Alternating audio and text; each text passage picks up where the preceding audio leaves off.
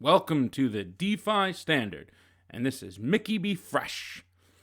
And today's episode 10, Compounding Interest. So before we get started on this episode, I just wanted to give a shout out to Jungle Inc. and thank you for having me on your show. It was a great time. It was a great discussion. Anyone who would like to see that interview, go to Jungle Inc. YouTube channel and you can check it out.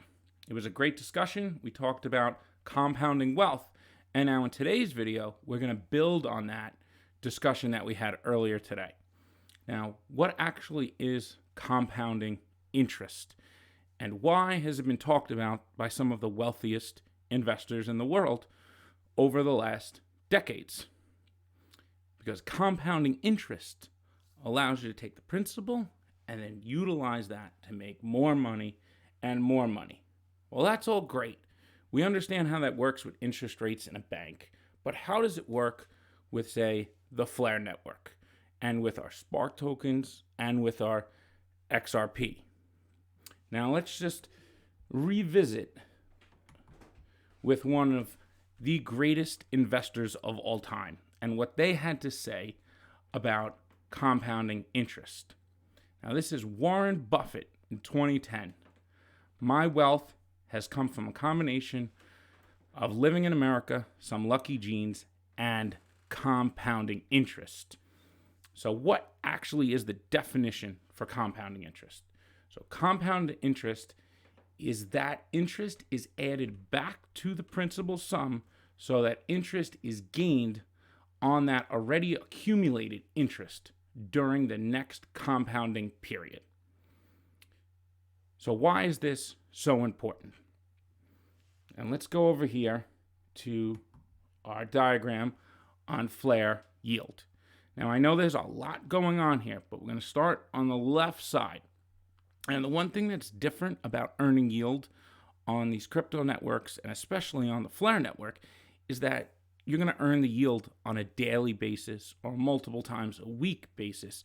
Unlike where a bank account, you get the interest for the whole year. It's one interest rate for the whole year, and you receive it. Where on FLR, all you're going to need to do is delegate your vote that's detachable from your Spark token, and you're earning Spark tokens every single day or multiple times a week. Now, as you get those tokens, you're compounding them by then using those votes from the Spark tokens you earn to be able to then earn more Spark tokens.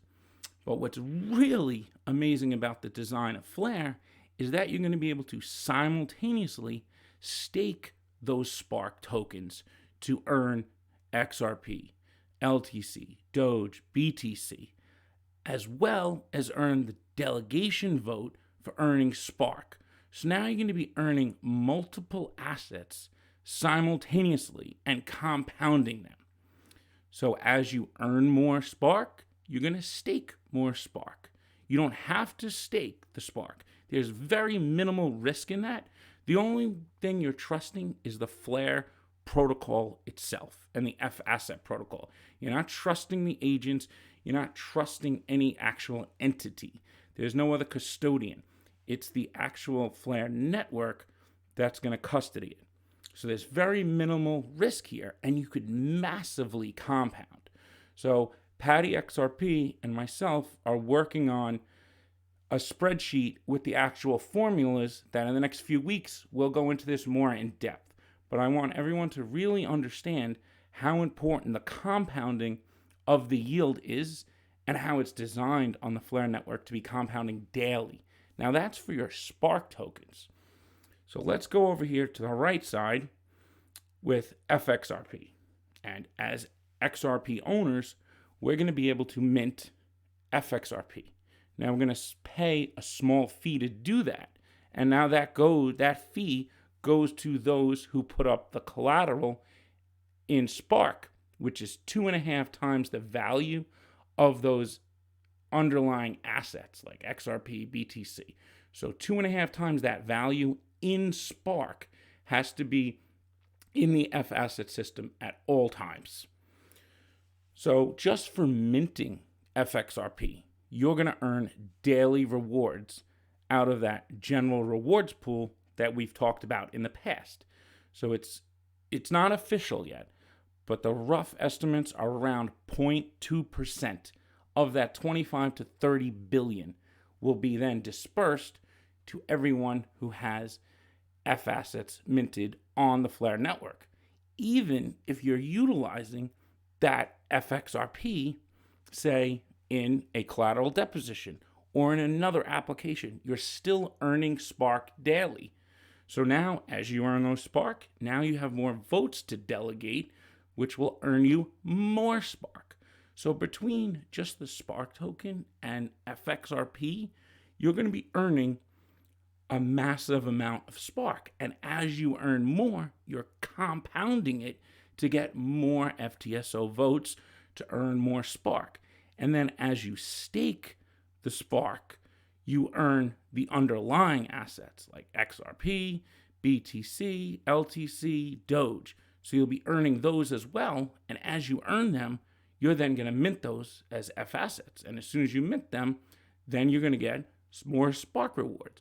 So you see how this system just continuously works around. And if you get in early, and that's really the most important, one of the most important parts here, is the early participation is going to have the highest rewards because there'll be less people participating.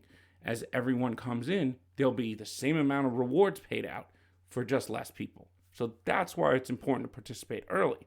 And the inflation rate for the FLR Time Series Oracle is the highest in the first 6 months.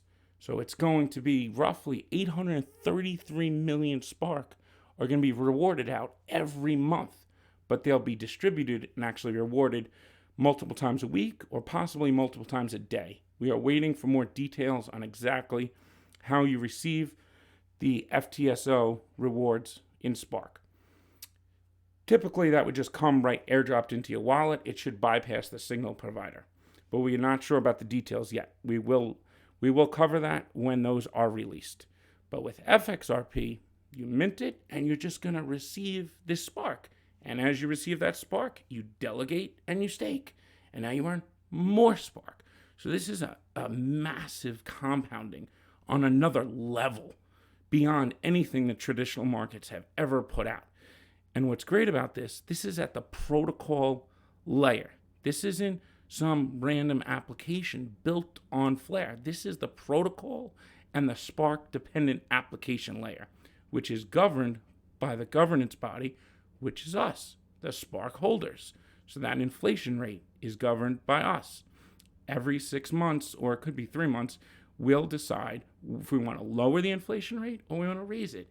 So now, as more of this Spark is locked up and staked, it's going to drive the value of Spark up because there's going to be less Spark trading on the exchanges now because it's going to get locked up as collateral. So as more FAssets are brought onto the network, you need more collateral. So everyone is earning. So even as you mint your FAssets, you're paying a fee, but if you have Spark staked, you're actually earning that fee. So that's really important to understand how they're all meant to go together. So even if you're participating on this side, you're paying, but you're also earning at the same time. And now this could basically be done at no risk to minimal risk. So these Spark tokens are going to be airdropped only to the XRP holders. There's no airdrop for LTC, for Doge, or any other future FAsset. It's only for the XRP holders, and the snapshot was December 12th, and you have till June 11th, 2021 to claim that Spark. If it's not claimed by June 11th, 2021, it will be added to the general rewards pool. There's roughly 18 billion to 20 billion unclaimed right now. So think of all that Spark. If it's not claimed, it's being added to the rewards pool. And I think this was a great decision by the FLR Network team to not just burn it, by putting it in there in a rewards pool that's so massive. This is our escrow. So FLR has an escrow out the gate. They don't hold it. Ripple doesn't hold it. We govern it as a governance body. So that 0.2% that is rewarded to all FAsset holders who mint an FAsset with their XRP, with their Doge, with their Litecoin, or with their Bitcoin, are going to earn those rewards every day. And it will be fair for everybody. So it will be the dollar value of the FAssets that you mint. And this is possible to be calculated because the FLR time series Oracle provides the real-time decentralized price feeds every couple seconds at least. It'll go through, and then it can manage how much FAssets are out there and minted, and it knows exactly how much to distribute to each owner, even if this FAsset is used in, say, a DeFi protocol, like on FLR Finance with FLR Farm, or it's utilized in a collateral deposition to mint a stablecoin. So even if it's locked in that smart contract, you still could earn the rewards, and they go right into your wallet. And it's just an amazing design of the way this is all meant to work together. So now all these FAssets that, like Doge, Bitcoin, Litecoin, they didn't have any utility. Their networks were not capable of being utilized. But now, once they come over to the FLR network, they literally get superpowers. They get full utility and smart contracts on the FLR network, and they get instant daily yield paid in Spark. So this is going to incentivize more and more owners of these assets to mint FAsset versions on the FLR network.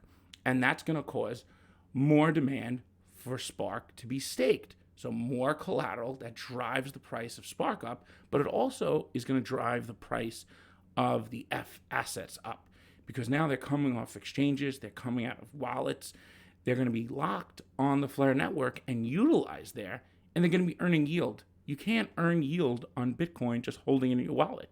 Yeah, you could lend it, but then you lose possession of the actual token to somebody else. On the FLR network, you earn yield just for holding it. Now you could also utilize it in a safe smart contract application or a very risky one. It's your choice. So there'll be different risk profiles of how you want to utilize your FAsset.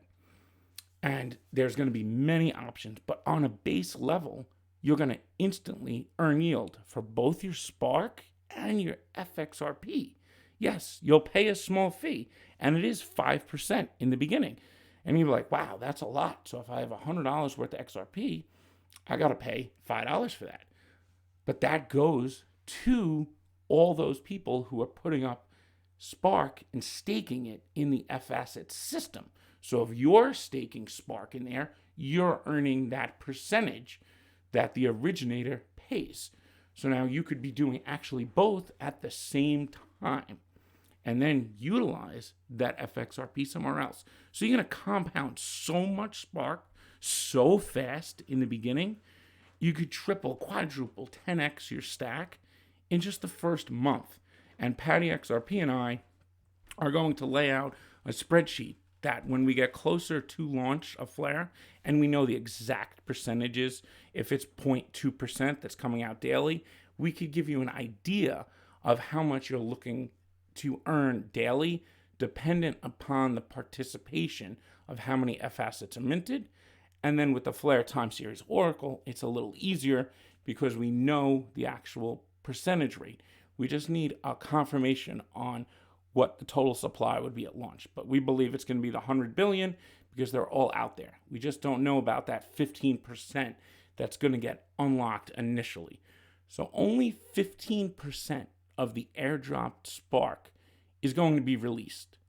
So that means our circulating supply, roughly, of those who received free Spark is only going to be a couple billion. And even FLR Limited, who had 25 billion allocated to them, they're only receiving 15% of that. Now we just need to know if the rest is considered the circulating supply or the total supply. And that detail we're waiting on, and that will give us the answer on how to figure out the exact FTSO rewards. But just to recap here, I'm going to go back to what is compounding interest.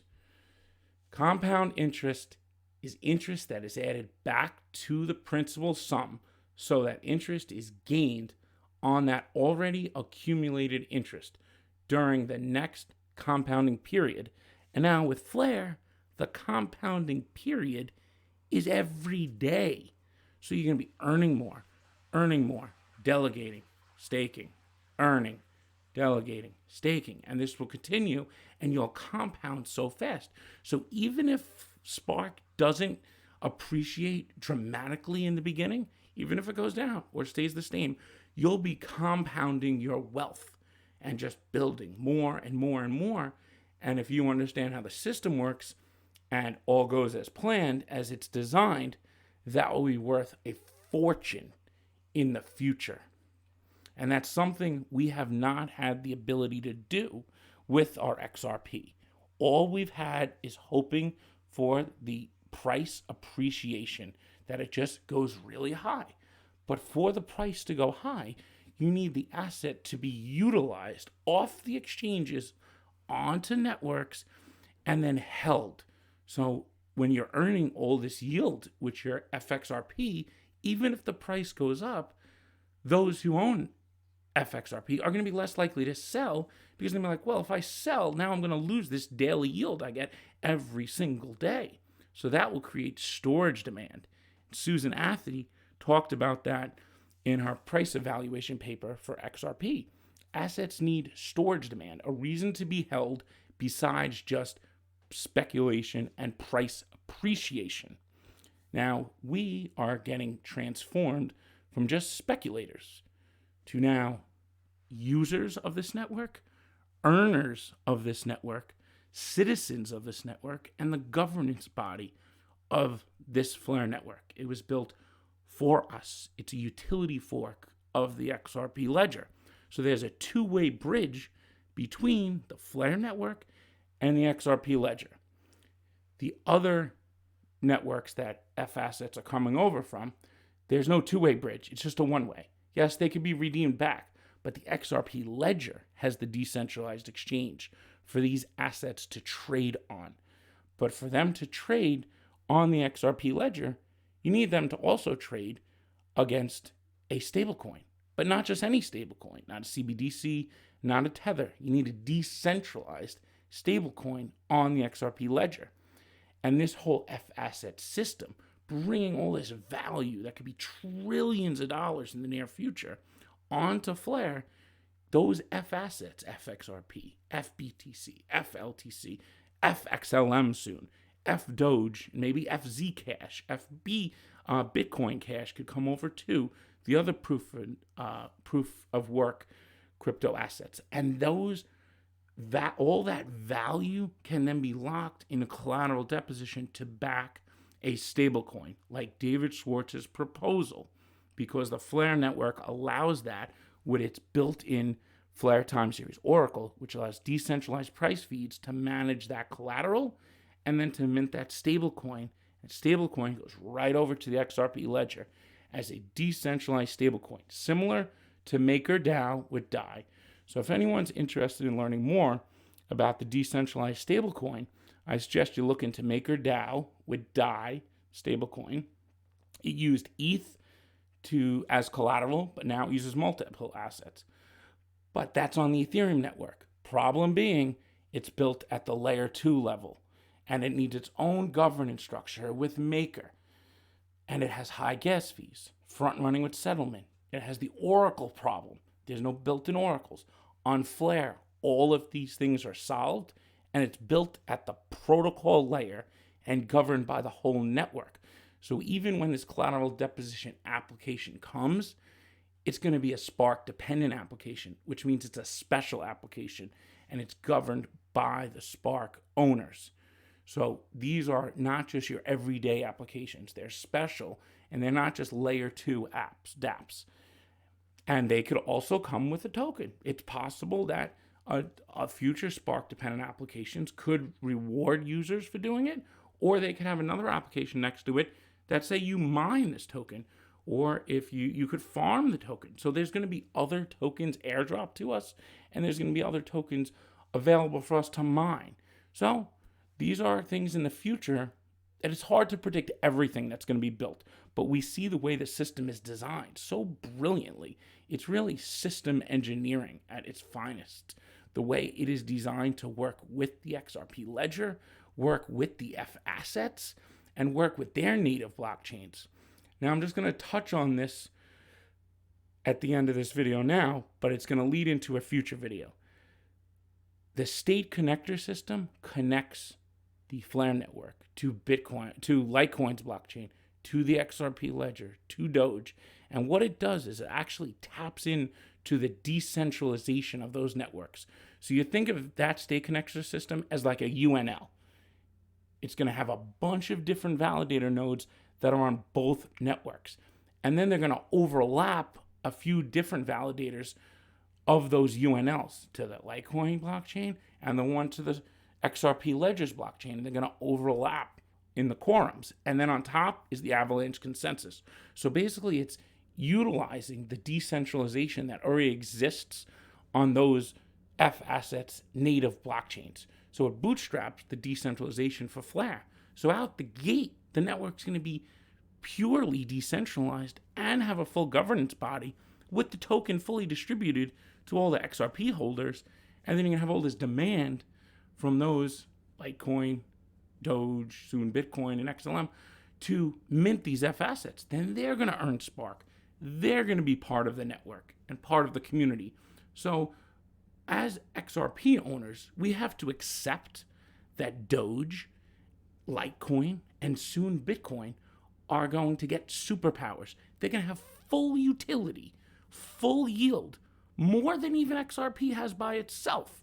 And I know that's hard to accept, but that's what FLR allows. So Doge, Bitcoin, Litecoin, they're not dead communities and they're not dead assets. They're about to gain superpowers on the FLR network. So we need to accept that those communities are coming in and they're not useless assets. And they have now utility. And all that wrapped Bitcoin on Ethereum, that's in a centralized way it's done by BitGo and by that consortium with Ren. When you bring wrapped Bitcoin onto Ethereum, you pay ridiculous gas fees, you have slow settlement, and what don't you earn? You don't earn yield. You bring that onto the FLR network, you're going to earn daily yield, and you're going to have low gas fees. And gas fees are covered by the governance, so they're always set. And we're going to go into a gas video in the next day or two. So look out for that, and we're going to compare how the FLR network's gas fees compare to Ethereum and how they're governed in a very different manner than on Ethereum, where the miners control the price of the gas fees. It's not like that on FLR. The gas fees are set by the governance body, who is you, me, and all the other Spark owners. I'm Mickey B. Fresh, and I'm out.